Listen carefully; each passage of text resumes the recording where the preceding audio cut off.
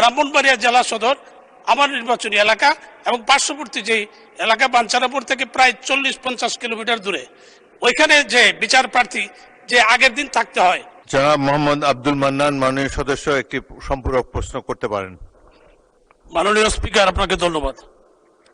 মাননীয় আইন সংসদ বিষয়ক মন্ত্রীর কাছে আমার প্রশ্ন, আমার নির্বাচনী এলাকা ব্রাহ্মণবাড়িয়া 5, এখানে 150 বছর আগে প্রতিষ্ঠিত একটি আদালত আছে।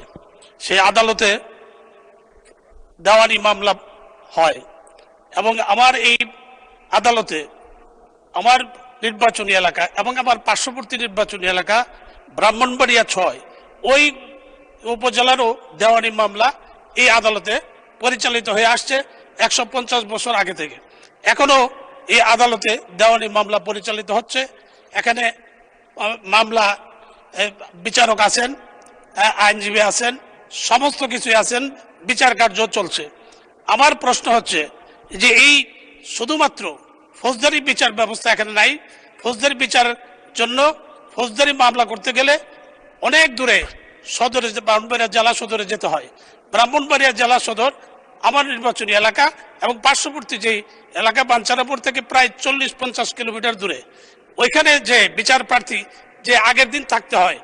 এই অবস্থার জন্য আমি মাননীয় আইনমন্ত্রীর কাছে আমি জানতে চাই যে আমাদের এই বিচার প্রার্থী সাধারণ মানুষের জন্য দুর্ভোগ লাঘবের জন্য আমাদের এই আদালতে ফৌজদারি বিচারের ব্যবস্থা করবেন কিনা। আমি আরো বলতে চাই যে এখানে আমাদের লাগবে না, শুধু একটা চিঠি দিলে আমাদের ফৌজদারি যে ম্যাজিস্ট্রেট আছেন, বিচারক আছেন, তাকে একটা চিঠি দিলে ফৌজদারি মামলাগুলিও এখানে হবে, তাইলেই চলবে। আমি মাননীয় মন্ত্রীর কাছে জানতে চাই উনি এই ব্যাপারে প্রয়োজনীয় কোনো ব্যবস্থা গ্রহণ করবেন কিনা। ধন্যবাদ মাননীয় স্পিকার। 1 মিনিট মাননীয় মন্ত্রী।